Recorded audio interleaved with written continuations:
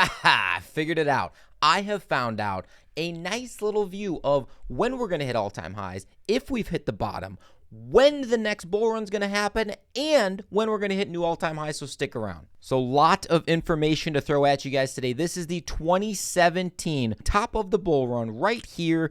All of the bear market, this lame duck stuff going on, the sideways action, and of course, our new all-time highs of $69,000. We are currently right here. This is a weekly chart, and we're going to be looking at the RSI to indicate where we're going moving forward. So basically what I did is I mapped out initially the distance or the time domain that it took to get to kind of when we started running up for the first time in a reasonable fashion. That was 469 days from the actual peak until we started running up. That's indicated kind of here on the RSI when we hit a new bottom for the first time. We have never hit that bottom that low until just recently in June, July of 2022. If we take that same data and extrapolate it out a little bit into now, about 427 days within a couple weeks really, because I'm on a weekly chart, of when we started running up. Now that puts us exactly where we are. I think that's complete. I think we have bottomed. I don't think we're going back down below that 15.5 number that we saw before. It won't happen again in my personal opinion. Now here's the next interesting piece of the puzzle. The time that it took of sideways action, and sideways action for me right here is defined by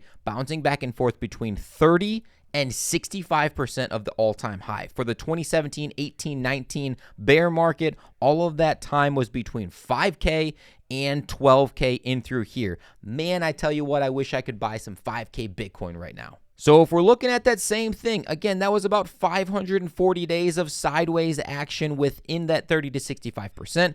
If we are going to do that moving forward, these next 540 days will lead us to about June, July of 2024. If we'll be trading between that same percentage, about 30 to 65% of all-time highs, that will put us between, guess that, 20K and 45K. Is 20K realistic? Absolutely. We are there now. I don't think we're going to go much lower. 45K, is that realistic? Absolutely. If we do a run similar to this fashion, we can easily hit 35, 40, 45K as kind of a new all-time high for a short period of time. After we hit that 45K, I can see it bouncing back and forth between 40, 35K, maybe 30K again before we hit this dump, this crash, whatever this incident is going to be to bring us almost back down to 20K or right around that point. Because again, if 15.5 was our lowest, we're probably not going to get there again. I could see 20K if this holds true moving forward. So the next piece of the puzzle is from that point to the next peak of the bull market. 69K, of course, was this number. That took about 350 days. So let's extrapolate that out. Again, same thing. If we're hitting June, July of 2024 to be that 540 days out, if we look out 350 days from there, which is approximately a year, we're looking at June or July